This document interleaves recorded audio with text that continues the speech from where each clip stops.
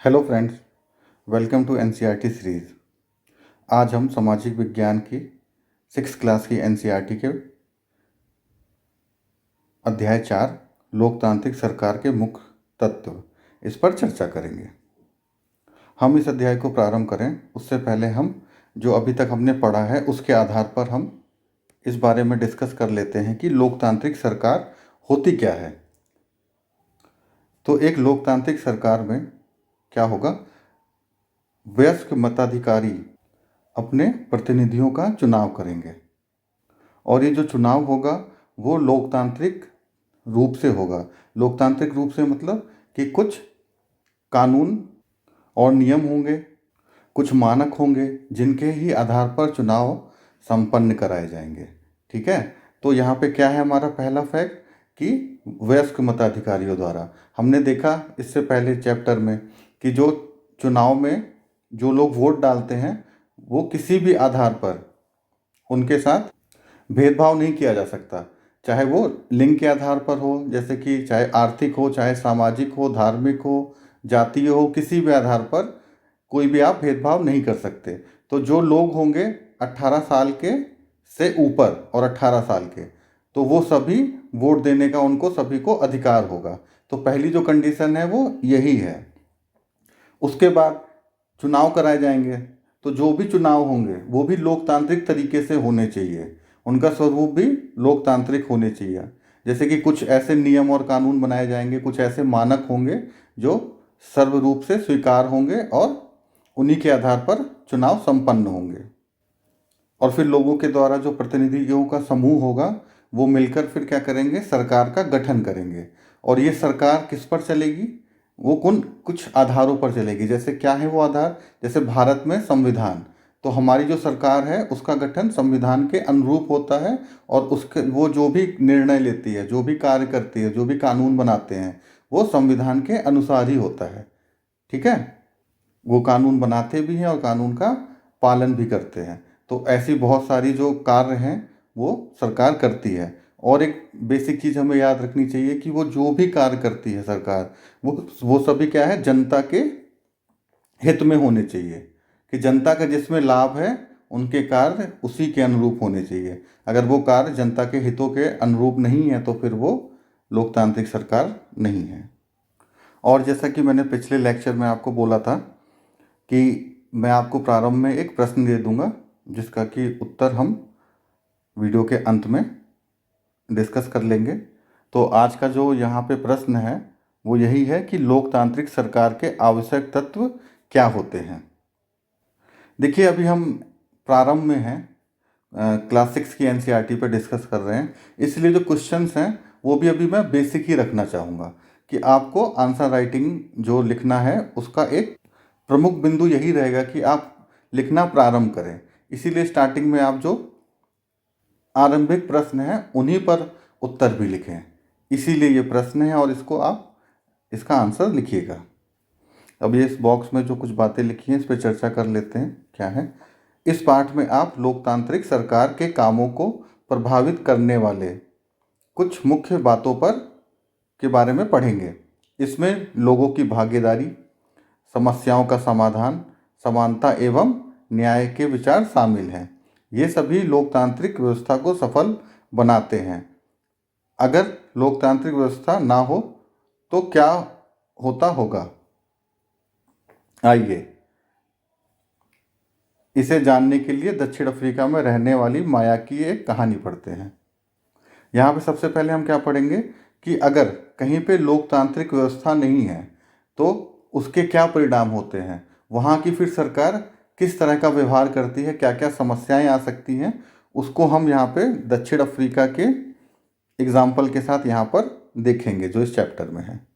तो पहले इसको पढ़ लेते हैं, फिर इसको मैं एक्सप्लेन कर दूंगा।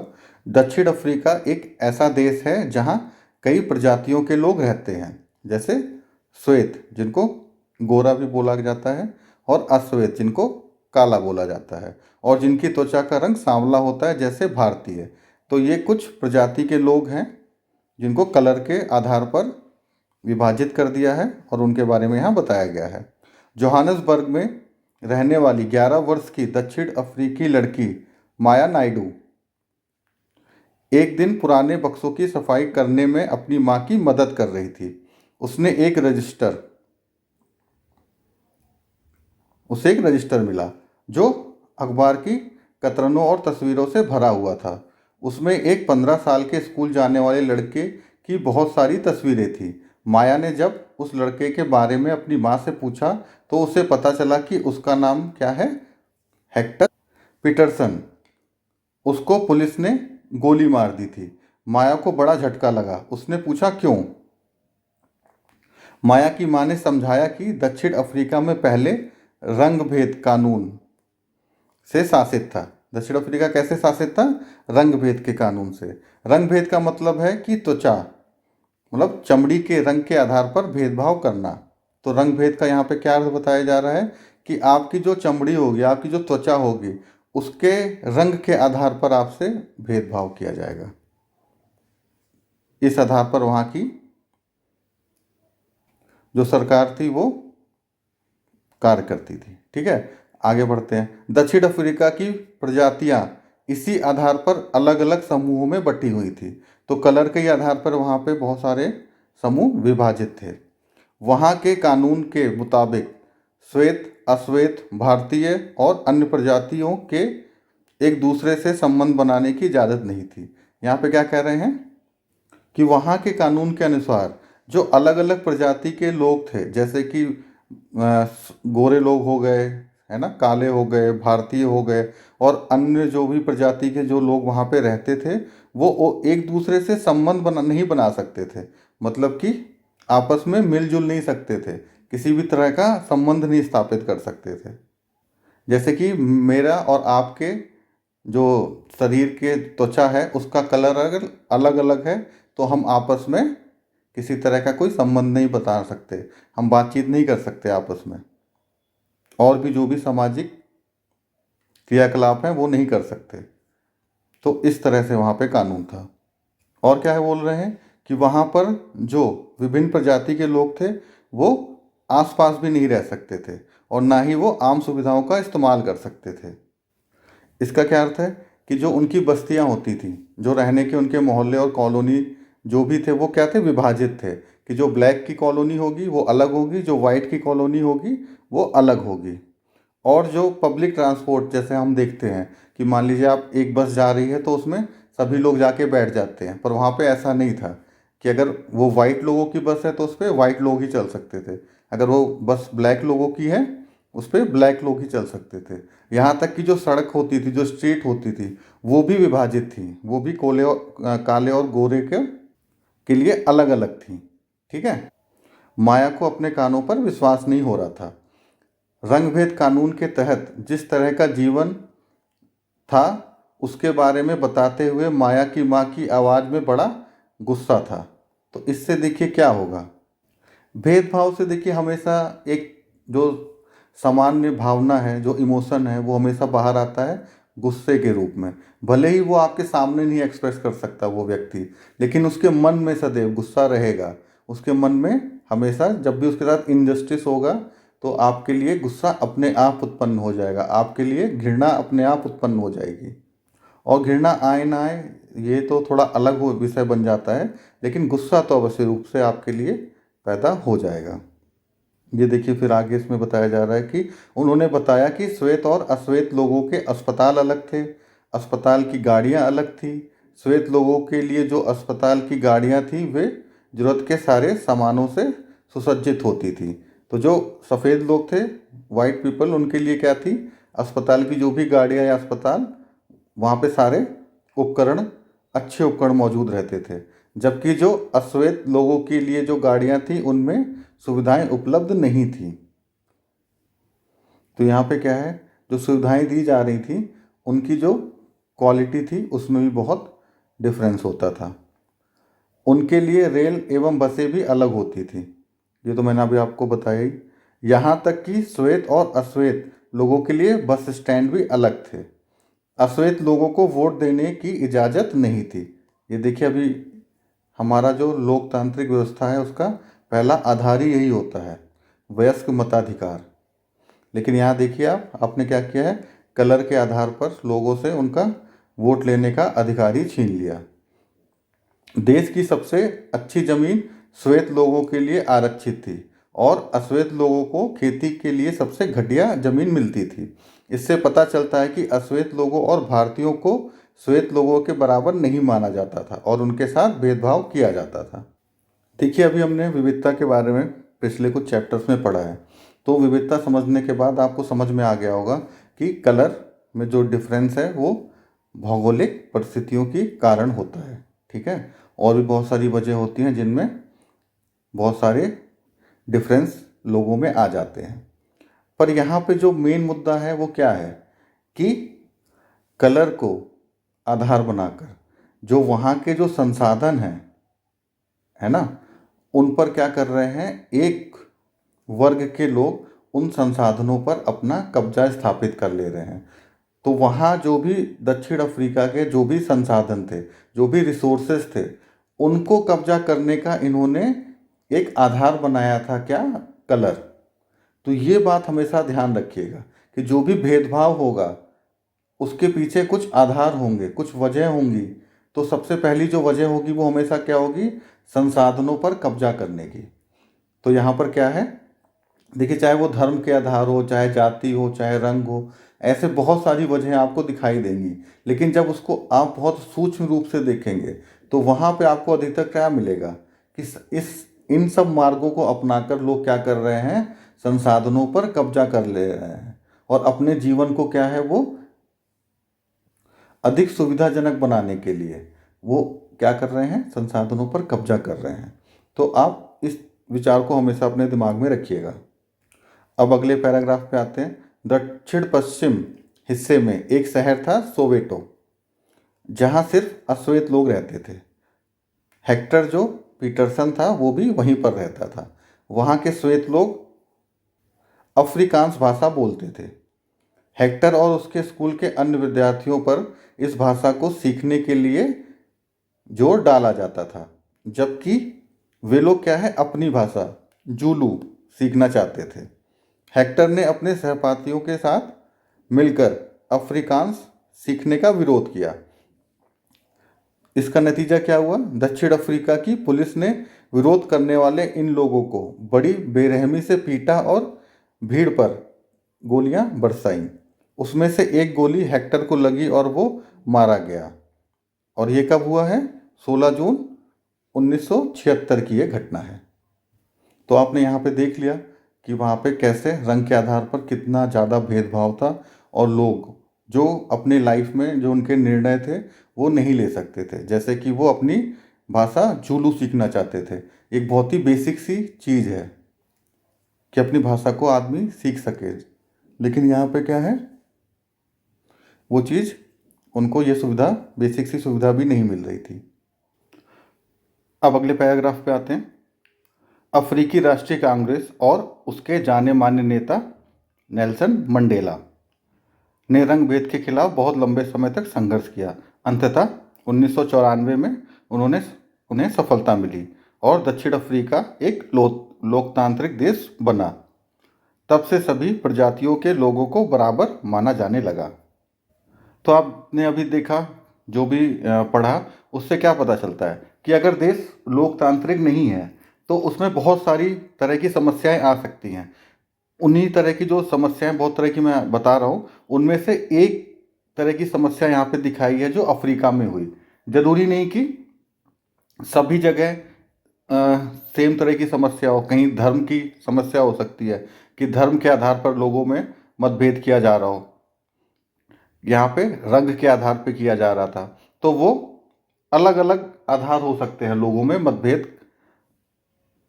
तो अलग अलग मतभेदों के आधार पर लोग एक दूसरे से व्यवहार करते हैं। तो यहाँ पर हमने देखा किस तरह से लोगों को समानता नहीं प्राप्त थी और जिसकी वजह से लोग बहुत ही संघर्षयुक्त जीवन को जी रहे थे। ठीक है, देखिए यहाँ पे जो मूल समस्या है वो क्या होती है। इस तरह की जब घटनाएं होती हैं या इस तरह का व्यवहार वहाँ की जनता के साथ किया जाता है, मान लीजिए 10% लोगों के साथ बहुत अच्छा व्यवहार हो रहा है, सारे संसाधनों पर प्रमुख संसाधनों पर उनका कब्जा है और 90% जो जनसंख्या है उनके साथ समानता का व्यवहार नहीं हो रहा, उनके साथ बहुत सारा डिस्क्रिमिनेशन हो रहा है। तो इसकी वजह से क्या होगा कि जो आपकी एक बहुत बड़ी जनसंख्या है वो क्या विकास के जो कार्य हैं ना उनको नहीं कर रही होगी। वो जो उनकी मूलभूत आवश्यकताएं हैं, उनकी जो ऊर्जा है वो क्या समानता पाने के लिए और अपने विकास के लिए जो उनको कार्य करना चाहिए, जैसी बेसिक चीज़ों को भी वो नहीं कर पाएंगे। तो इससे क्या होगा कि जो ओवरऑल देश की ऊर्जा है वो कहाँ लग रही है, इन बेसिक चीज़ों में लग रही है, जो अगर उसको प्राप्त होती तो वो अपने देश को अपने कार्य से, अपने उत्पादन से, अपनी सेवाओं से देश को पूरा आगे बढ़ा सकता था। और जिससे कि क्या होता कि वो पूरा देश 100% लोग मिल के अपने देश को बहुत आगे बढ़ा सकते थे। पर यहाँ पे क्या है, ऐसा देश कभी आगे नहीं बढ़ सकता क्योंकि वहाँ पे जो संसाधन है वो सीमित लोगों के पास हैं, जो ऊर्जा है वो सीमित है। अब आप खुद सोचिए, 10% लोग जो हैं वो जो काम कर रहे हैं वो सिर्फ अपने लिए कर रहे हैं और 90% लोगों को अपना काम करने ही नहीं दे रहे हैं। तो काम तो देखा जाए तो कुछ भी नहीं हो रहा है। लेकिन जब ये बेसिक चीज़ें उनको दे दी जाती हैं और सब अपने विकास के लिए समानता से कार्य करना प्रारंभ कर देते हैं तो उनके कार्यों की एक दिशा निर्धारित हो जाती है। वो दिशा क्या होती है, वो अपने आप विकास से मिल जाती है और एक देश अपने आप ही विकसित होने लगता है। तो ये कुछ आधार हैं। और जब हम विकसित देशों को देखते हैं तो ये कुछ मूलभूत जो बातें हैं वो अपने आप उन देशों में विद्यमान होंगी ही। जब ये मूलभूत बातें विद्यमान होती हैं तभी फिर वो देश आगे विकास कर सकता है। अब नए पैराग्राफ को देखते हैं। आइए आप समझने की कोशिश करते हैं कि सरकार के लोकतांत्रिक होने का क्या अर्थ है।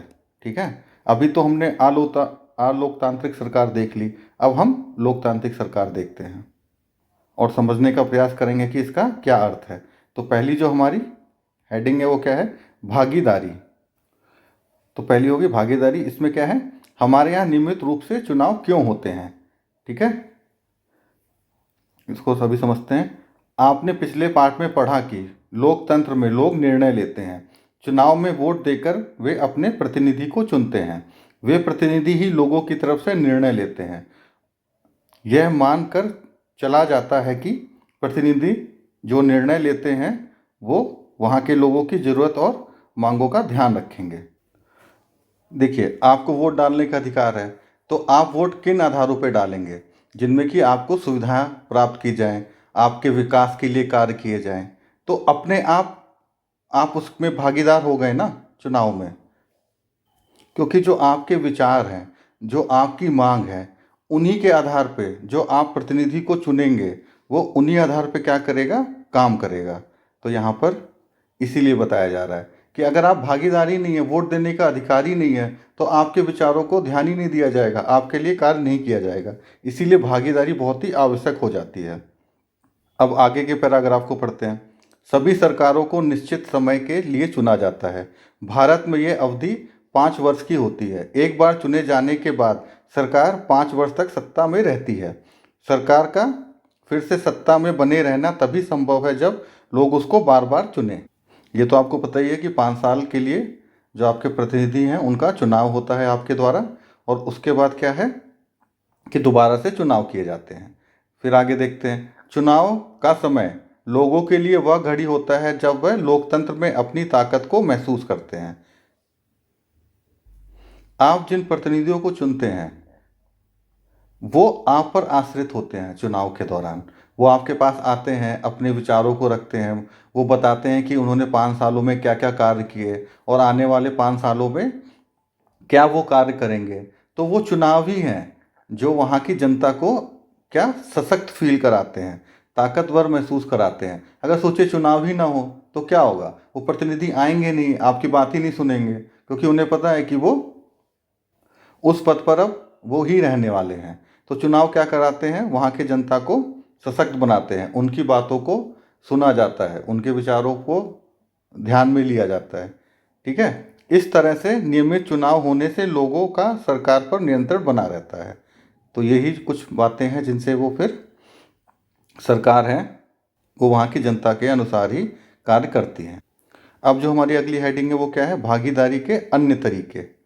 चुनाव 5 वर्षों में एक बार होते हैं। वोट देने के अलावा लोकतांत्रिक सरकार के निर्णय और नीतियों में लोगों के भाग लेने के और भी तरीके होते हैं। तो ये तो आपको पता चल गया कि जो चुनाव है उससे अलग भी कुछ तरीके हैं जिनसे जनता अपनी भागीदारी को सुनिश्चित करती है।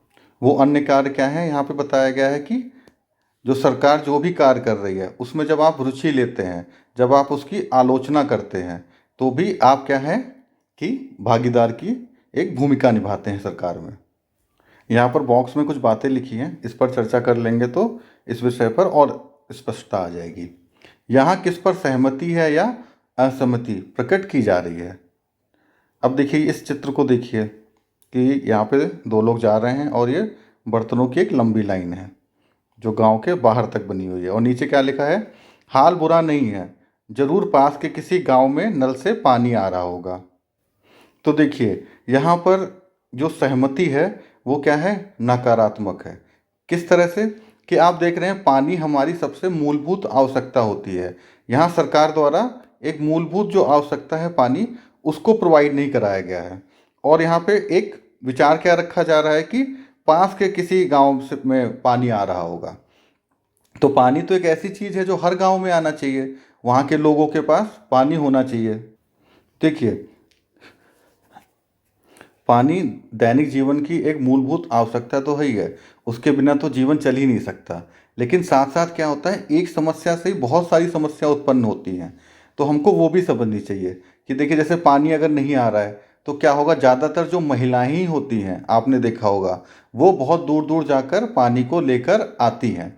तो इससे क्या होगा कि उनका जो स्वास्थ्य संबंधित समस्या है वो बढ़ जाएगी। आने जाने में उनको थकावट ज़्यादा होगी ना, तो वो जो घर के अन्य महत्वपूर्ण कार्य हैं वो उनको नहीं कर पाएंगी।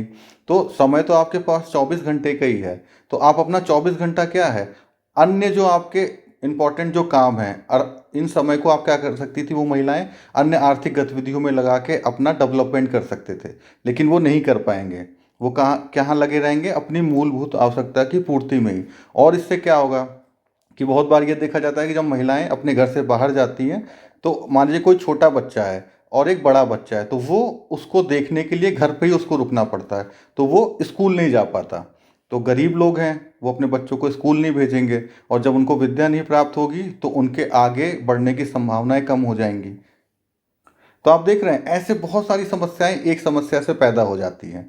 तो यहाँ पे क्या बोला जा रहा है कि आप इसमें अगर सहमति, इन मूलभूत सुविधाओं में आपको नहीं प्राप्त है, उसके बाद अगर इसमें आप सहमति दिखा रहे हैं, आप इसमें भी सरकार का अगर सहयोग कर रहे हैं, तो सोचिए कि कितनी ज़्यादा समस्याएं पैदा हो सकती हैं। तो इसीलिए आलोचना बहुत ही आवश्यक हो जाती है। आलोचना और निंदा में बहुत ही फर्क होता है। आलोचना किस लिए की जाती है, जिससे कि वहाँ का विकास हो, एक नया जो सकारात्मक विचार है उससे आप आगे बढ़ के अपना विकास कर सकें। निंदा फिर क्या है आपका, वो डिसरिस्पेक्ट से जुड़ी है। तो दोनों में बहुत ही ज़्यादा फर्क होते हैं। यहाँ पे अभी हम इसको नहीं बता पाएंगे, उसके लिए मैं अलग से कोई वीडियो बना दूंगा। पर आलोचना व्यक्ति हो या कोई भी सरकार हो, उसके लिए बहुत ही आवश्यक है, उसके इंडिविजुअल के विकास के लिए, सरकार के विकास के लिए बहुत आवश्यक है। तभी तो उन्हें पता चलेगा जब इस कार्य की आलोचना की जाएगी कि सरकार को पानी किसी भी तरह से प्रोवाइड कराना चाहिए, पानी नहीं प्रोवाइड करा रहे हैं तो ये अच्छी बात नहीं है। तो ये आलोचना क्या है, आप देखिए कि इससे कितना सरकार का भी विकास होगा, लोगों का जो भागीदारी है वो बढ़ेगी, विश्वास बढ़ेगा और लोगों का भी डेवलपमेंट होगा। ठीक है, अब यहाँ पे देखिए पोस्टरों पर रोक लगे। दीवारों पर लगे पोस्टर किसी भी शहर की सुंदरता को खराब करते हैं। कई बार पोस्टर महत्वपूर्ण स्थानों एवं साइन बोर्डों पर चिपका दिए जाते हैं, यहाँ तक कि सड़क के नक्शों पर भी उनको चिपका दिया जाता है। सभी राजनीतिक दलों को चाहिए कि वह इस तरह के पोस्टरों पर रोक लगाने के लिए सहमति बनाए। ठीक है, तो यहाँ पे क्या है, हम इसमें सहमति देते हैं क्योंकि आप किसी सड़क से जा रहे हैं, अब उसमें लिखा है कि यहाँ जाने के लिए दाएं मुड़ना चाहिए, अब उसके ऊपर किसी ने पोस्टर लगा दिया तो आपको पता ही नहीं चलेगा, आप सीधे चले जाएंगे। तो इससे क्या होगा, आपका पेट्रोल भी खराब होगा, आपका समय भी खराब होगा। तो ये कुछ बेसिक चीज़ें हैं जो नहीं होनी चाहिए। तो तो यहाँ पे क्या है, सहमति। अगला क्या है, कार्रवाई। यह चिंता का विषय है कि भारत में बाघों की संख्या में लगातार गिरावट आ रही है। जंगल चोर उनका शिकार करके उन्हें मार देते हैं। यह काम वे उनकी खाल पाने के लिए करते हैं। सरकार ने इस मुद्दे को पूरी गंभीरता पूर्वक नहीं लिया। सरकार को इन पर जल्द से जल्द कार्रवाई करनी चाहिए। जंगल चोरों को गिरफ्तार करना चाहिए और बाघों की सुरक्षा के लिए बनाए गए कानूनों को लागू करना चाहिए। यदि ऐसा नहीं हुआ तो आने वाले 10 वर्षों में बाघ विलुप्त हो जाएंगे। देखिए, बाघ की क्यों इतनी चिंता की जाती है, आपको ने पढ़ा ही होगा या आगे चल के पढ़ेंगे। एक होती है खाद्य श्रृंखला। तो इस खाद्य श्रृंखला में क्या है, बाघ सबसे ऊपर है। तो खाद्य श्रृंखला में जब भी बीच से हो या ऊपर हो चाहे नीचे हो, किसी भी पार्ट से कोई अगर प्रजाति लुप्त होती है तो पूरी खाद्य श्रृंखला पर, पूरी जो वहाँ का इकोसिस्टम होता है उस पर प्रभाव पड़ता है। इसीलिए हमेशा क्या बोला जाएगा कि खाद्य श्रृंखला हमारी हमेशा मजबूत रहे, जिससे कि प्रकृति अपना जो भी कार्य करती है वो सुचारू रूप से कर सके। तो ये भी यहाँ पे आवश्यक चीज़ है। तो सरकार को इसके लिए भी कार्य करना चाहिए। तो ये देखिए, सहभागिता हम कर रहे हैं, अपनी सहमति दे रहे हैं। जो जनता है ये विभिन्न मुद्दों को उठाकर अपनी भागीदारी सुनिश्चित करती है और सरकार को बताती है कि उनको किस दिशा में कार्य करना चाहिए। फिर यहाँ पे क्या है हमारा अगला पैराग्राफ, इसमें बता रहे हैं, एग्जाम्पल दे रहे हैं कि 2005 में क्या हुआ था, सरकार ने बिजली का किराया बढ़ा दिया। बिजली का जब किराया बढ़ा तो यहाँ पे लोगों ने क्या किया, इसका बहुत ही विरोध किया, जिसके बाद क्या, सरकार को अपना निर्णय वापस लेना पड़ा। क्योंकि लास्ट में क्या है, सबसे इम्पोर्टेंट चीज़ ये है कि वह जनता के प्रति जिम्मेदार है। भारत के लोग महंगाई को लेके इतना संवेदनशील क्यों रहते हैं? देखिए, अभी क्या है, भारत के लोगों की जो प्रति व्यक्ति आय है वो बहुत कम है। तो अगर उन पर किसी भी तरह का किराया या ये जैसे बिजली की कीमतें बढ़ जाती हैं तो फिर उन पे बहुत ही आर्थिक दबाव बन जाता है। क्योंकि अब अगर वो अपना जो उनकी जो आय है, अगर उसका एक हिस्सा वो बिजली के बिल को चुकाने में लगाते हैं, तो और भी जो उनकी आवश्यक चीज़ें हैं, वो चाहे भोजन हो, बच्चों की शिक्षा हो, ठीक है, और भी जो आधारभूत जो उनकी आवश्यकताएं हैं, उनसे उनको कॉम्प्रोमाइज़ करना पड़ता है। इसीलिए हम यहाँ पे क्या करते हैं, ऐसी चीज़ों का हम विरोध करते हैं। तो और जो यहाँ के हमारे जो जनता है वो किस तरह से सरकार को बताती है, अपनी बात किन किन तरीक़ों से सरकार के सामने रखती है। धरने के रूप में, जुलूस, हड़ताल, हस्ताक्षर अभियान, इन सब के माध्यम से सरकार के सामने यहाँ के लोग अपनी बात रखते हैं। इन सब के जरिए क्या होता है कि जो गलत है, जो न्याय संगत नहीं है, उसको सामने लाया जाता है। और क्या है, अखबार, पत्रिकाएं एवं टेलीविज़न भी जनता से जुड़े मुद्दों और सरकार की जिम्मेदारियों पर चर्चा करने के लिए महत्वपूर्ण भूमिका निभाती हैं। ठीक है, तो ये जो अखबार, पत्रिकाएं, टेलीविज़न, ये सब क्या है, सरकार की जो जिम्मेदारियां हैं उन पर चर्चा करने के लिए।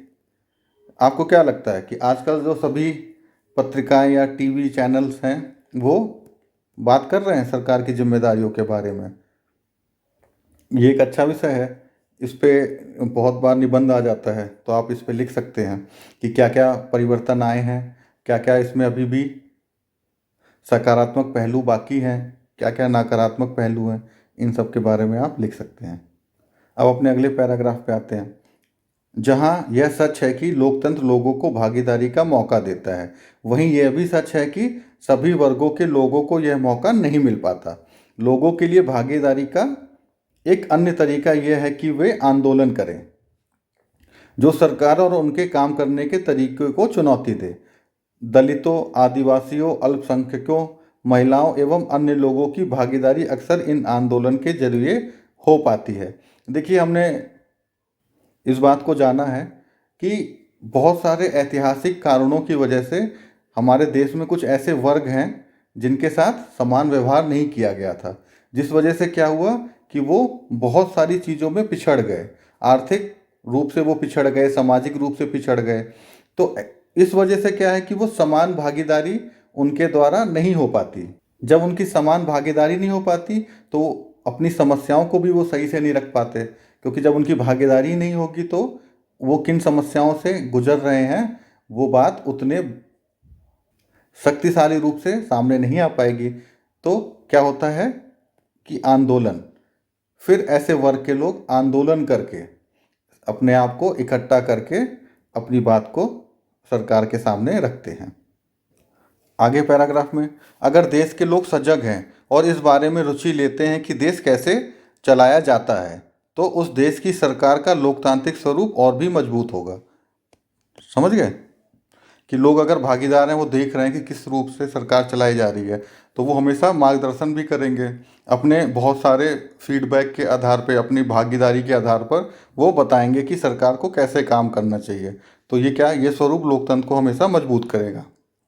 अगली बार अगर हमें शहर, कस्बे या गांव की गली में कोई जुलूस गुजरते हुए दिखे, तो हमें एक क्षण रुककर पता करना होगा कि जुलूस किस लिए निकाला गया है, उसमें भाग लेने वाले लोग कौन हैं और वे किस मुद्दे पर प्रदर्शन कर रहे हैं।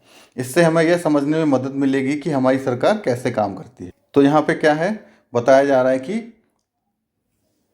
कोई अगर जुलूस निकल रहा है तो उसके बारे में आप जानकारी इकट्ठी करें कि अगर वो जुलूस निकल रहा है तो ज़रूर कोई ऐसा वर्ग होगा जो असंतुष्ट होगा, और वो असंतुष्ट क्यों होगा, किसी ऐसे विषय के आधार पर जो उसको सही नहीं लग रहा होगा उसमें, और उस विषय में बहुत सारी समस्याएं हो सकती हैं। वो जब आप जानकारी उस बारे में इकट्ठा करेंगे तब आपको पता चलेगी कि समस्या क्या है।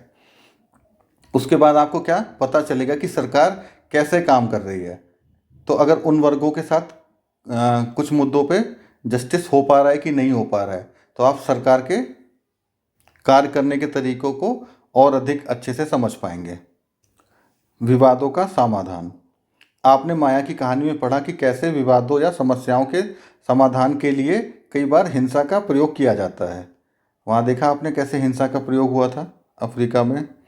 इसलिए होता है ये कि एक समूह यह मान लेता है कि दूसरे समूह का विरोध करने से दूसरे समूह को विरोध करने से रोकने के लिए बल का इस्तेमाल करना उचित है। जब एक समूह द्वारा ये मान लिया जाता है कि अगर दूसरे समूह को रोकना है तो उनको बल का उपयोग करना ही उचित रहेगा। यहाँ पर वो क्या कह रहे हैं कि वहाँ पे जो विरोध हुआ, विरोध करने के लिए उन्होंने क्या किया, हिंसा का उपयोग किया। हिंसा के बाद क्या हुआ कि उस वहाँ पर एक जो स्टूडेंट था हेक्टर, उसकी मृत्यु हो गई। तो क्या आप जब अपनी बात को रख रहे हैं या आप विरोध कर रहे हैं और उस विरोध में आप किसी की हत्या कर दे रहे हैं, तो वो कहाँ से न्यायोचित है? वो किसी भी रूप से न्यायोचित नहीं हो सकता कि आप, वो विरोध किसी का भी हो, किसी भी कम्युनिटी का हो, किसी भी धर्म के लोगों का हो, जाति के लोग का हो, तो हिंसा कभी चीज़ों को सही नहीं करती है बल्कि और उसको खराब कर देती है। अब अगले पैराग्राफ को पढ़ लेते हैं। विवाद तब उभरता है जब विभिन्न संस्कृतियां, धर्मों, क्षेत्रों और आर्थिक पृष्ठभूमियों के लोग एक दूसरे के साथ तालमेल नहीं बैठा पाते। ठीक है, कोऑर्डिनेट नहीं कर पाते। कौन कौन लोग? विभिन्न जो संस्कृति हैं, धर्म है, क्षेत्र हैं। इसीलिए हमने पहले विविधता को पढ़ा था। तो ये विविधता की वजह से क्या होता है, कई बार वहाँ के लोग आपस में ही तालमेल नहीं बैठा पाते, वो विविधता को नहीं समझ पाते। उस और नहीं समझने का कारण क्या होता है, उस वजह से वो आपस में बहुत सारे उनमें विवाद उत्पन्न हो जाते हैं, आपस में बहुत सारे वो झगड़े उत्पन्न कर लेते हैं, और उसका नतीजा फिर क्या होता है उसको देखते हैं। ऐसा तब भी होता है जब कुछ लोगों को लगता है कि उनके साथ भेदभाव किया जा रहा है। तो भेदभाव हमेशा असंतोष लेके आता है, उस चीज़ को यहाँ बता रहे हैं। लोग अपने विवादों को ख़त्म करने के लिए हिंसात्मक तरीके भी अपनाते हैं, जिससे अन्य लोगों में भय और असुरक्षा की भावना फैलती है। उसके बाद क्या होगा, सरकार की यह जिम्मेदारी होगी कि इन विवादों का समाधान करे। तो सभी देशों में क्या है, बहुत सारी समस्याएं होती हैं। उन समस्याओं के कुछ स्वरूप होते हैं जिनको यहाँ पे बताया गया है। ठीक है, संस्कृतियों, धर्म, क्षेत्र, आर्थिक पृष्ठभूमियों, इनके कारण क्या है, लोगों में हमेशा विवाद की संभावना रहती है। और इन विवादों को क्या है, वहाँ की जो सरकार है समाधान उनका करती है। हम विश्व में देखेंगे बहुत सारी सरकारें हैं जो इन समस्याओं का समाधान ना करने की बजाय क्या करेंगे, उनमें और ज़्यादा विवाद को बढ़ाने का कार्य करते हैं। और जब आप लोगों में विवादों को बढ़ाएंगे तो इससे फिर आपके देश की जो भी स्थिति है वो क्या होगी, ऊपर जाएगी या नीचे? ये आप खुद बता सकते हैं। इतिहास में हमें बहुत सारे ऐसे उदाहरण मिल जाते हैं। आइए अपने समाज के कुछ विवादों के बारे में पढ़ें और यह समझें कि सरकार इनके समाधान में क्या भूमिका निभाती है। अब यहाँ पे क्या दे रहे हैं, पहला जो एग्जाम्पल, धार्मिक जुलूस और उत्सव कई बार समस्या का कारण बनते हैं। उदाहरण के लिए धार्मिक जुलूस किस रास्ते पर निकले, यही कई बार विवाद का कारण बन जाता है। कई बार हिंसा भड़कने का खतरा रहता है। कभी कभी जुलूस के लोग उत्तेजित हो जाते हैं, तो कभी क्या है, लोग जुलूस पर पत्थर फेंकने या उसे रोकने की कोशिश करते हैं। अब देखिए ये विवाद का विषय बन जाता है कि जुलूस किस रास्ते से निकलेगा, ठीक है, और जुलूस पर पत्थर फेंक दिए जाते हैं। जुलूस में जो लोग चल रहे हैं वो उत्तेजित हो जाते हैं, कभी कभी आसपास के जो लोग हैं वो उत्तेजित हो जाते हैं। तो इससे क्या है, इससे लोग अपना ही नुकसान करते हैं। हिंसा के द्वारा वो अपना ही नुकसान कर लेते हैं, क्योंकि अंत में तो हमको यही देखना होता है ना कि हमने किसी भी कार्य को किया तो उसका नतीजा क्या निकला। तो हिंसा का नतीजा हमेशा क्या निकलता है ये आपको अच्छे से पता है। फिर ऐसे में सरकार की भूमिका आती है। सरकार क्या करती है, पुलिस के माध्यम से जो आपसी जो टकराव है, जो हिंसा है, उसको वो ना भड़के, वो ना हो, इसके लिए कार्य करती है। इसलिए देखिए सरकार कितनी आवश्यक हो जाती है। और वो क्या करती है, सभी पक्षों को बैठाकर आपस में बातचीत कराती है और विवाद का समाधान भी निकालती है। और आगे क्या है कि जो विवाद हैं उनका समाधान किस आधार पर होता है, वो होता है भारतीय संविधान के आधार पर। यहाँ पे वही चीज़ लिखी है, भारतीय संविधान में बुनियादी नियम और कानून दिए गए हैं। ठीक है, कुछ बुनियादी नियम और कानून दिए हैं हमारे संविधान में। ये कानून सरकार और लोगों के लिए हैं, सबको उनको मानना पड़ता है। विवादों का समाधान इन्हीं कानून के आधार पर निकाला जाता है। ठीक, तो हमेशा इसीलिए संविधान हमारे लिए इतना आवश्यक है, क्योंकि समस्याएं तो हमारे आसपास देखिए बहुत ही ज़्यादा हैं। हर दिशा में कुछ ना कुछ आपको एक समस्या मिल जाएगी, लेकिन संविधान इन सभी समस्याओं का हमको समाधान देता है। अब यहाँ अगला जो पैराग्राफ है उसमें क्या है, नदियाँ भी कई बार विवाद का कारण बन जाती हैं। अब एक नदी है जो अलग अलग राज्यों से होकर गुजर रही है। अब उस राज्य में क्या है कि जो पानी की आवश्यकता है वो अलग अलग होती है। तो मान लीजिए यहाँ से ऐसे नदी आ रही है, तो ऊपर का जो राज्य है उसने यहाँ पे डैम लगा के अधिक पानी रोक लिया, तो जो नीचे का राज्य है उसकी भी कुछ आवश्यकता है, सिंचाई की हो सकती है, किसी शहर में आपूर्ति की हो सकती है। तो इससे फिर क्या होगा कि दोनों राज्यों में संघर्ष हो जाएगा। उसी का यहाँ पे एक एग्जाम्पल है, कर्नाटक कृष्णा राजा सागर बांध में भरा हुआ पानी। इससे क्या होता है, कई जिलों में सिंचाई का काम होता है और इसी पानी से जो बेंगलुरु शहर है उसकी भी आवश्यकताएं पूरी की जाती हैं। और तमिलनाडु का मैटूर बांध भी इसी नदी के पानी से भरा जाता है, और जहाँ पे राज्य का जो डेल्टा क्षेत्र है उसकी सिंचाई होती है। अब क्या है, दोनों बांध एक ही नदी पर बने हुए हैं। कर्नाटक का कृष्णा राजा सागर बांध और कावेरी नदी के ऊपरी छोर पर तमिलनाडु का मेट्टूर बांध नदी के निचली छोर पर है। ठीक, मेट्टूर बांध में जब पानी तभी भरा जाता है जब कृष्णा सागर बांध अपना पानी छोड़ता है। तो आप ये समस्या समझ रहे हैं। अब ऐसे समस्या को फिर क्या है, हमारा जो केंद्र सरकार है वो इसको सॉल्व करती है। कैसे करती है कि वो जैसे पानी जो भी आ रहा है तो पता लगा लिया कि कर्नाटका में कितना ज़्यादा पानी की आवश्यकता है, नदी में कितना टोटल पानी बह रहा है, उसके बाद तमिलनाडु में कितनी आवश्यकता है, और फिर वो न्याय संगत तरीके से आपस में पानी को विभाजित कर देते हैं। ठीक है, अगला जो हमारा हेडिंग है वो क्या है, समानता एवं न्याय। लोकतांत्रिक सरकार के मुख्य विचारों में से एक है न्याय एवं समानता के प्रति वचनबद्ध होना। जो लोकतांत्रिक सरकार है वो हमेशा क्या करेगी, न्याय और समान व्यवहार, इसके लिए हमेशा वो वचनबद्ध रहेगी। न्याय एवं समानता को एक दूसरे से अलग नहीं किया जा सकता। यहाँ पे क्या कहने का क्या अर्थ है कि देखिए, अगर आप किसी के साथ न्याय कर रहे हैं तो अपने आप उसमें क्या है, समानता आ जाएगी। जैसे कि क्या आपके पास मान लीजिए 4 रुपए हैं, ठीक है, अब और 2 लोग हैं, तो आपने क्या किया, एक 2 रुपये इसको दे दिए, 2 रुपये इसको दे दिए, तो यहाँ पे आपने क्या किया, न्याय किया, 2-2 रुपये दे दिए, तो यहाँ पे क्या हुआ, समान रूप से दोनों में उसका विभाजन हो गया। यहीं पे आप क्या करते, अगर न्याय नहीं करते, एक को 3 रुपये दे देते, एक को 1 रुपये, तो यहाँ पे क्या आपने समानता नहीं की। किस वजह से, क्योंकि आपने न्यायपूर्वक बंटवारा नहीं किया। तो इस तरह से आपस में जुड़ा हुआ है।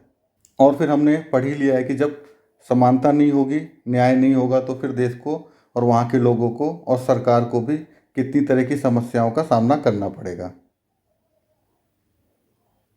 वही यहाँ पे देखिए बॉक्स में दिया है, माया की कहानी से मैं आपको सरकार ने क्या इस विचार का समर्थन किया था कि सभी लोग बराबर हैं। तो अफ्रीका में अभी हमने पढ़ा, तो आपने देखा कि वहाँ पे समानता थी, समान व्यवहार किया जा रहा था लोगों के साथ, नहीं किया जा रहा था। डॉक्टर अंबेडकर की कहानी में क्या अस्पृश्यता के व्यवहार से समानता के विचार को ठेस पहुंची थी? उनके साथ भी समान व्यवहार नहीं किया गया था, जाति के आधार पर उन व्यवहार बदल गया था। आगे पैराग्राफ पे आते हैं। अस्पृश्यता यानी छुआछूत की प्रथा पर अब कानून द्वारा रोक लगा दी गई है। लंबे समय तक दलित लोगों को शिक्षा, स्वास्थ्य एवं यातायात की सुविधाओं से वंचित रखा गया। पहले हालात यह थी कि वे सार्वजनिक मंदिरों में भी घुसने तक उनको नहीं दिया जाता था। डॉक्टर अंबेडकर, जिनके बारे में आपने पहले पढ़ा था, कई अन्य लोगों ने जोर देकर कहा कि यह प्रथा अमानवीय है। न्याय प्राप्त हो सकता है तब जब सब लोगों के साथ समान और बराबरी का व्यवहार किया जाए। तो इस चीज़ को आप हमेशा याद रखिएगा। सरकार भी समानता और न्याय की जरूरत को पहचानती है। कोई भी सरकार होगी वो हमेशा समझेगी इस बात को कि समानता और न्याय कितना आवश्यक है, और समूहों के लिए विशेष प्रावधान करती है। ये देखिए, विशेष प्रावधान हमेशा किए जाएंगे अगर असमानता मौजूद है, जो समाज में अब भी बराबर नहीं माने जा रहे हैं। तो विशेष प्रावधान किन के लिए होगा? जो अभी भी समाज में बराबर नहीं है। जैसे हम अब एग्जाम्पल दिया जा रहा है, हमारे समाज में एक आम प्रवृत्ति यह है कि लोग लड़कों की देखभाल लड़की से ज़्यादा करते हैं। इसका अर्थ है कि समाज लड़कियों को उतना महत्व नहीं देता जितना कि लड़के को। यह धारणा गलत और अन्यायपूर्ण है। असमानता की भावना है ना इसमें। इसे दूर करने के लिए सरकार ने कुछ कदम उठाए हैं। सरकार ने कुछ विशेष प्रावधान किए हैं, ठीक है, जिसमें लड़कियां अपने साथ होने वाले अन्याय से छुटकारा पा सकेगी। उदाहरण के लिए स्कूल और कॉलेजों में लड़कियों की फीस खत्म करना या कम करने का प्रावधान दिया गया है। इसको भी स्पष्ट कर देते हैं। देखिए, अभी मैंने आपको बताया कि हमारी जो प्रति व्यक्ति आय है बहुत कम है।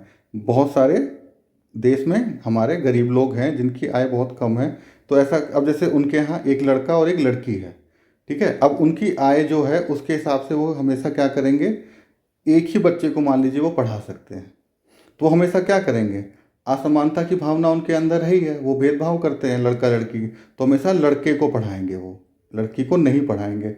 अब ऐसे में सरकार को क्या करना पड़ेगा? सरकार को करना पड़ेगा विशेष प्रावधान, और वो क्या करेंगे कि उस लड़की की जो फीस है स्कूल जाने की उसको माफ़ कर देंगे, ठीक है। उसको क्या करेंगे, साथ साथ